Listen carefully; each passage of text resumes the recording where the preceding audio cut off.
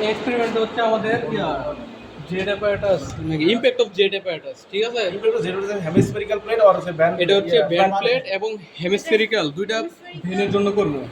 ওই দুইটার মধ্যে কি করব আমরা, যে এই জায়গায় একটা লাইন দিতে হইব। এটা হচ্ছে ইনলেট, এই যে এটার মধ্যে ইনলেট একটা কানেকশন দিতে হইব। আমরা এটা ওই যে আমাদের হাইড্রোলিক বেঞ্চের উপরে নিয়ে স্থাপন করতে হইব। ইনলেটের কানেকশনটা এই জায়গায় দিতে হইব, একটা পাম্প আছে ওই জায়গায়। ইনলেটের পাইপটা এই দিক দিয়ে আইসা এই যে নজল দিয়ে যখন বেরোবো তখন কি পানির ভেলোসিটি অনেক বাইরে যাবে। ভেলোসিটি বাইরে যাওয়ার কারণে কি এই জিনিসটা যখন গিয়ে আবার ওই ফ্ল্যাট পেটের সাথে গিয়া মানে বাড়ি গাইবো, তখন কি করবো, এটা অনেক একটা ফোর্স দিব উপর দিকে। ওই ফোর্সের কারণে এই জিনিসটা উপরের দিকে উঠে যাবো, ঠিক না? ওই জিনিসটা আমরা মেজার করবো যে কি পরিমাণ ফোর্স হয়েছে। আচ্ছা ঠিক আছে, এটা হচ্ছে আমাদের ইনলেট আর এটা হচ্ছে আউটলেট। ওই যে পানিটা যে যাইতেছে ওইটা অ্যাপারেটাসের ভিতর থেকে এদিক দিয়ে বের হয়ে যাবে। এই আউটলেটের একটা ডেলিভারি একটা পাইপ থাকবে, ওইটা আমাদের করার দরকার নাই। এখন আমরা ইয়াটা করবো কীভাবে? প্রথমে করার জন্য আমাদের কিছু কিছু জিনিস আছে। এই যে একটা জকি ওয়েট থাকে, জকি ওয়েট, ওই ওয়েটটা নড়ায় চড়ায় আমরা বিভিন্ন রিডিং নিব। এই ওয়েটের মাঝখানে একটা দাগ থাকবে, ওই দাগটা যে পরিমাণ আসবো এত মিলিমিটার, এটা কিন্তু মিলিমিটারে আছে, 10, 20, 30, 40, ওই জিনিসটা মেজার করতে হবে। আর এটা হচ্ছে আমার ব্যালেন্সিং যে টালি বা বলে, এই জিনিসটা এমন পজিশনে থাকতে হবে যাতে এই জিনিসটা দুইটা দাগই দুই দিক দিয়ে দেখা যায়। একটা হচ্ছে উপর দিয়ে দেখা যাবে, একটা হচ্ছে নিচে দিয়ে দেখা যাবে। এই যে ব্যালেন্স করলে দুই দিক দিয়ে দেখা যাচ্ছে। ও আচ্ছা, মানে এই যে উপরের দাগ উপর দিক দিয়ে দেখবো, উপরের দাগ দেখবো উপর দিক দিয়ে, নিচের দাগ দেখবো নিচের দিকে। দুটো দাগ যদি দেখা যায় তাহলে এটা মনে করবো একদম ব্যালেন্স আছে। ইনিশিয়ালি আমাদের তো ব্যালেন্সই রাখা লাগে, তাই না? হ্যাঁ, প্রথমে ফ্লো চালু করার আগে মানে ফ্লোটা চালু কইরা মানে আমাদের এই জিনিসটা উপরে উঠে যাবে না, জকি ওয়েট দিয়ে আগে ব্যালেন্স করে নিতে হবে।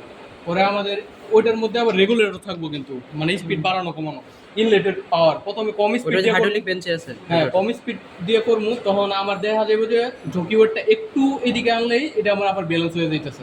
তাহলে যতটুকু আসছে অতটুকু আমি ডাটা টেবিলে নিব। পরে যখন আবার স্পিড বাড়াই দিব তখন এই জিনিসটা আরেকটু ফোর্স দিবে, তখন আবার একটু উপরে উঠে যাওয়ার চেষ্টা করবে, তখন আবার আমরা জকি ওয়াটার আরেকটু ডান দিকে আনবো, আরেকটু বাইরের দিকে আনলে তাহলে আবার আমার এই জিনিসটা সেট হইব, ঠিক আছে? প্রত্যেকবার এইভাবে করতে করতে ব্যালেন্স করতে, কিন্তু কততে এসে ব্যালেন্স হয়েছে ওইটা আমার জানার দরকার। আর হলো ফ্লোরেটটাও তো জানা দরকার, কত ফ্লোরেটে দিতেছি। ফ্লোরেট মেজার করছিলাম, ফ্লোরেট আমরা নিচ্ছিলাম।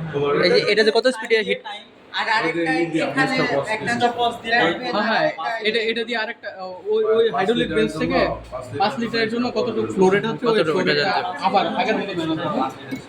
এখন এই যে এই হেমিস্ফেরিক্যাল প্লেটটা আছে না, যখন আমরা এই ফ্ল্যাট প্লেট বদল করে হেমিস্ফেরিক্যাল প্লেট লাগামু তখন আমাদের এটার কাজ আছে।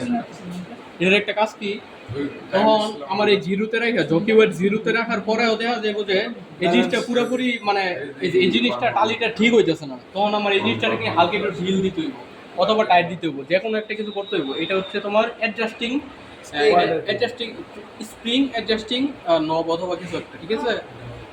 আচ্ছা, ওই জিনিসটা অ্যাডজাস্ট করে তাহলে তখন আমি হেমিস্ফেরিক্যালে শিফট করবো, মানে হেমিস্ফেরিক্যাল লাগানোর পরও এই জিরোতে রাইখা দেখবো এটা মিলে কিনা। যদি না মিলে এটা একটু ঢিল দিব, আর যদি মিলা উপরে গেলে মানে যে কোনো উপায় ঢিল অথবা টাইট দিয়া মানে এটা মিলাইতে হইব দুইটা। তারপরে এক্সপেরিমেন্ট শুরু করতে হবে জিরোতে রেখা, ওয়েট এই জায়গায় না জিরোতে রেখা, তখন দেখতে হবে এটা মিলে কিনা। কারণ আমি যখন একটা বেঞ্চ চেঞ্জ করবো হইতে পারে আমার স্প্রিংটা একটু টাইট দিতে হইব অথবা স্প্রিংটা একটু ঢিল দিতে হইব, তখন এটা এই ছাড়া আর কোনো না। তাহলে আমরা এই জায়গা থেকে দুইটা ডাটা নিব, একটা হচ্ছে গিয়া কতটুকু ডিস্টেন্সে আইসা, হ্যাঁ এই জায়গায় একটা জকি ওয়েট থাকে, এটা এদিকে মুভ করি না, ওইগুলো দেয় না ওইগুলো না, এই জায়গায় একটা চারণ আছে এইরকম সাইজের একটা এতটুকু একটা জকি ওয়েট থাকে,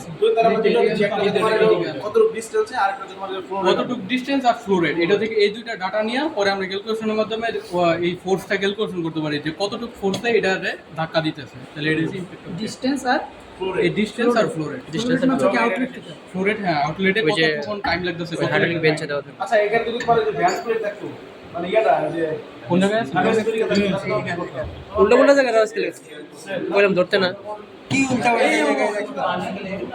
আরে ভাই আঙ্গুর উপরে ছাড়ে দিয়ে গেছে, বুঝছ না গেলে